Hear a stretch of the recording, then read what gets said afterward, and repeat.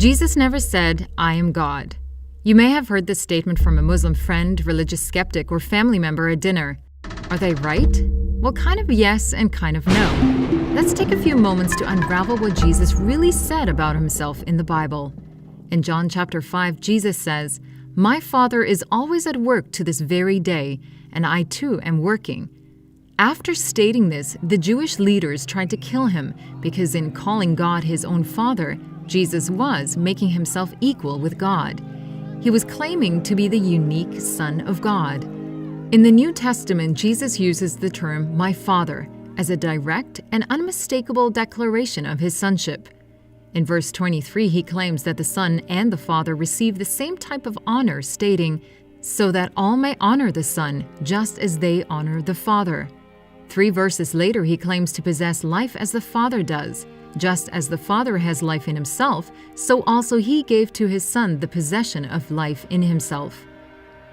Moving to the Gospel of Matthew, in chapter 11, Jesus claims a direct relationship to God the Father, saying, "No one knows the Son except the Father, and no one knows the Father except the Son," asserting the shared knowledge he has with the Father. When in chapter 16, Peter states, "You are Christ, the Son of the living God." Jesus not only accepts the titles but calls Peter blessed because his declaration had been revealed to him by my Father who is in heaven. Jesus claims eternal existence in John chapter 8 verse 58 when he says, "Truly, truly, I say to you, before Abraham was born, I am." Here Jesus has echoed the language of deity, the same words by which God revealed himself to Moses from the burning bush in Exodus 3 verse 14. To the Jews, this was clearly blasphemy, for they knew that in doing so Jesus was again claiming to be God.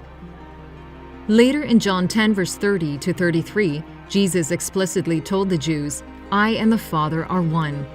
Again the Jews picked up stones to stone him, but Jesus said to them, "I have shown you many great miracles from the Father. For which of these do you stone me?" "We are not stoning you for any of these," replied the Jews, "but for blasphemy, because you, a mere man, claim to be God." In the Sanhedrin trial of Jesus recorded in Mark 14, Caiaphas the high priest asked him, "Are you the Christ, the Son of the Blessed One?" "I am," said Jesus. "And you will see the Son of Man sitting at the right hand of the Mighty One and coming on the clouds of heaven."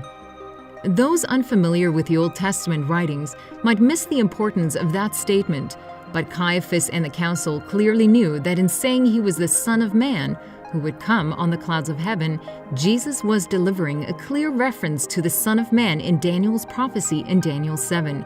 He was not only claiming to be the pre-existent sovereign of the universe, but also foretelling that he would prove his claim by judging the very court that was now condemning him. Further, in combining Daniel's prophecy with David's proclamation in Psalm 110, Jesus was claiming that he would sit upon the throne of Israel's God and share God's very glory. This was an unmistakable claim to deity. This was the height of blasphemy, and so they all condemned him as worthy of death, as recorded in Mark 14:64 and 65. Throughout the Gospels, Jesus also declared his deity through his claims of authority. He announced, "I am the Good Shepherd," a title the Old Testament assigned to God. He claimed to be the judge of all people, a task only God performs. He called himself the bridegroom, a role God played with Israel. He forgave sins, but only God can forgive sins. He assumed equal authority with God and even encouraged prayer in his name. He also invited people to believe in him for salvation. None of the great leaders, teachers, or prophets in the history of Israel ever offered salvation in their own name. Appearing blasphemous, it was only Jesus who made this appeal of faith, because he was claiming to be God. In reading through the rest of the New Testament, one can see that the title of God is certainly connected to Jesus. In many places, the authors refer to Jesus in ways that can only apply to God, calling him eternal, even though there is only one eternal God. The creator of all things, though there is only one creator. Present everywhere, though there is only one omnipresent God, and receives worship from people and angels, even though the Old Testament prohibits worshiping anyone other than God. Because each of these characteristics can only be said of God, then clearly the authors of the New Testament also believed Jesus was God. Christians believe that at the heart of the doctrine of Christ's deity is God's loving self-sacrifice for us. That salvation rests not in a man like us, but in a God who became like us in order to redeem us from our sins. So while Jesus never explicitly uses the phrase, "I am God," he is consistently portrayed in all of the Gospels as one who speaks and acts as God. And if such is the case, then we are all faced with C.S. Lewis's famous imperative in Mere Christianity. You must make a choice.